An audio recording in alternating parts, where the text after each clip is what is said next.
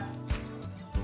Saya akan membuat video ini dengan tujuan memenuhi tugas dari mata kuliah pembelajaran Matematika 1 dengan dosen pengempu Arjuna Yuda. Di sini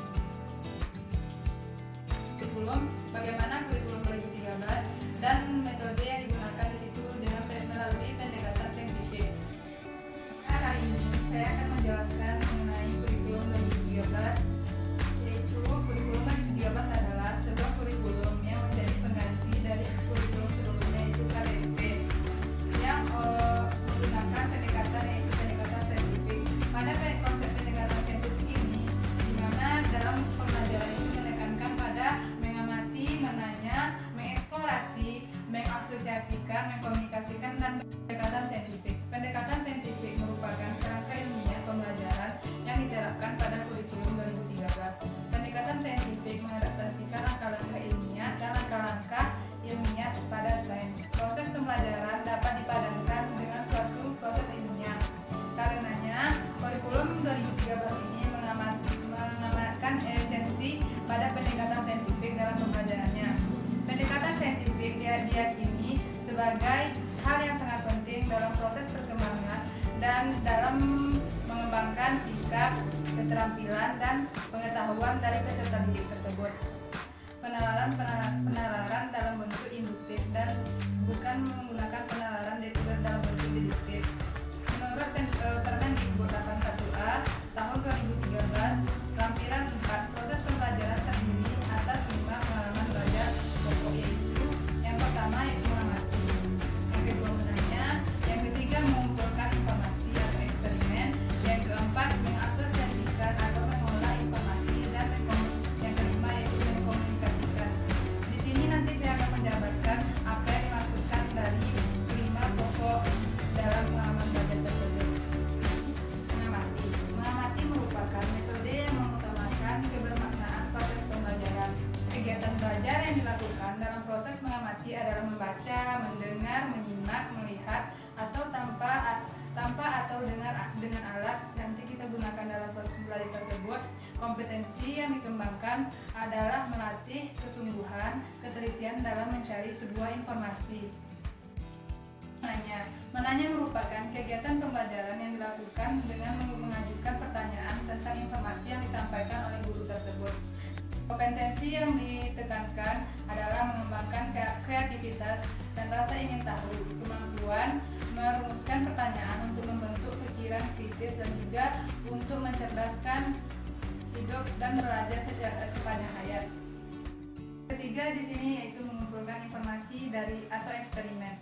Mengumpulkan informasi atau eksperimen merupakan kegiatan belajar yang berupa eksperimen, membaca sumber selain buku teks yang disediakan, mengamati objek atau kejadian dari aktivitas yang dilakukan, dan wawancara dengan seseorang narasumber.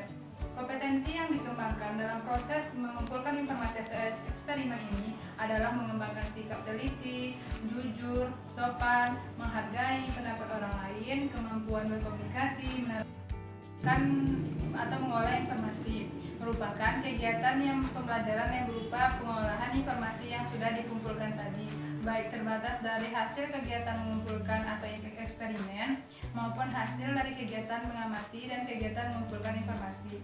Kompetensi yang dikembangkan dalam proses mengasosialisasi atau mengolah informasi ini adalah mengembangkan sikap jujur, teliti, disiplin, taat aturan, kerja keras, dan kemampuan menerapkan prosedur dan kemampuan berpikir induktif dalam menyimpulkan.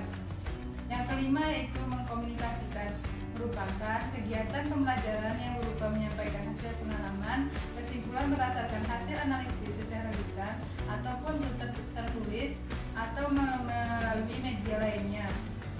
Kompetensi yang dikembangkan dalam tahapan mengkomunikasikan adalah mengembangkan sikap jujur, teliti, dan interaksi antara kemampuan yang berpikir sistematis, mengungkapkan suatu permasalahan, dan mengembangkan kreativitas. Mengembangkan dalam proses mengkomunikasikan ini adalah sikap teliti, jujur, toleransi, kemampuan berpikir yang sistematis, mengungkapkan pendapat dengan singkat dan jelas, mengembangkan kemampuan berbahasa yang baik dan juga benar. berdasarkan video yang sudah saya download di sebuah akun YouTube, saya menemukan video tentang metode pembelajaran anak sekolah SD pembelajaran MTK menggunakan pendekatan saintifik. Di sana seorang guru mengajar siswa-siswanya menggunakan pasif-pasif. Assalamualaikum warahmatullahi wabarakatuh.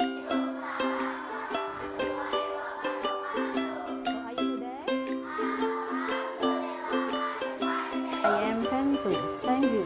Oke, anak-anak, hari ini kita akan lanjutkan pembelajaran kita pada hari ini, yaitu tentang bilangan kuadrat. Pertama itu guru menyampaikan tujuan materi dan motivasi siswa. Kegiatan guru di sini menyampaikan tujuan pembelajaran yang ingin dia capai selama pembelajaran tersebut dan memotivasi siswa atau peserta didiknya.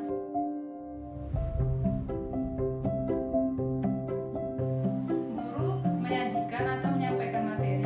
Kegiatan di sini seorang guru menyajikan informasi kepada para siswa melalui demonstrasi atau bahan bacaan yang menjelaskan di depan kelas. Baik, anak-anak, Bu Guru di sini punya gambar, beberapa gambar. Berapa nih? Bangun datar apa? Masih ingat kelas 3, kelas 4? Bujur sangkar atau persegi? Persegi. Kalian lihat sekeliling kalian, ada tegel warnanya putih, ubinya warnanya putih, bentuknya juga persegi. Semuanya Bu Guru punya, dari ukuran yang sedang, yang kecil, sampai yang besar. Nih yang besar, ini yang besar nih. Nah, nanti kita akan belajar mencari luas persegi. Nah, masih ingat rumus luas persegi? Sisi kali sisi. Kelompok-kelompoknya nanti akan lanjut pada materi, menjelaskan kepada siswa bagaimana cara membentuk kelompok belajar dan membantu setiap kelompok agar organisasikan para siswa dalam membentuk kelompok-kelompok belajar.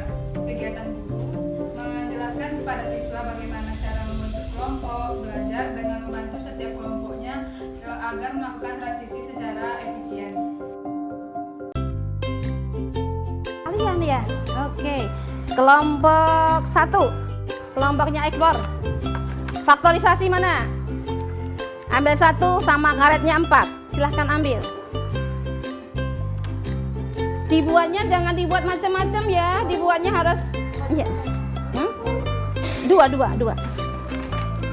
Buatnya harus kubus Bu Yanti. Ingin kalian betul-betul membuat kubus. Jangan membuat yang ada yang gambar bintang. Nanti ada waktunya kita buat bintang. Oke.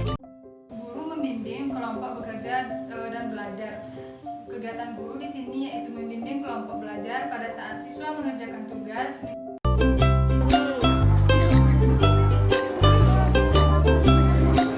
Siapa yang masih ya? Nama kelompok sama nama anggotanya. Kerjasama ya. Di sini seorang guru mengevaluasi kegiatan yang dilakukan oleh seorang siswa, bagaimana cara belajar dan pemahaman dari materi yang disampaikan. Tadi kalian sudah kerja sama temennya, bahkan ada yang hasilnya bagus. Ini contoh hasil teman kalian. Papan berpaku yang awalnya tadi 1 keping bisa jadikan gede ya, bisa besar seperti ini. Kita bahas, betul nggak ya hasilnya? Kelompok dari kelompoknya Fazia dan kawan-kawan. Oke, dapat eksplornya selain 10 dapat 3. Bagus hasilnya. Oke, kelompoknya Alia, kelompok Hasanuddin ini. Ada yang 115 kali 115. Oke, iya. Ini sampai banyak sekali. Bagus. Dari 1 sampai 6 tadi lah yang menunjukkan bahwa proses pembelajaran yang berlangsung pada video ini adalah menggunakan model kooperatif. Hasil dari presentasi yang dapat saya tampilkan di video ini, jika ada kesalahan atau kejanggalan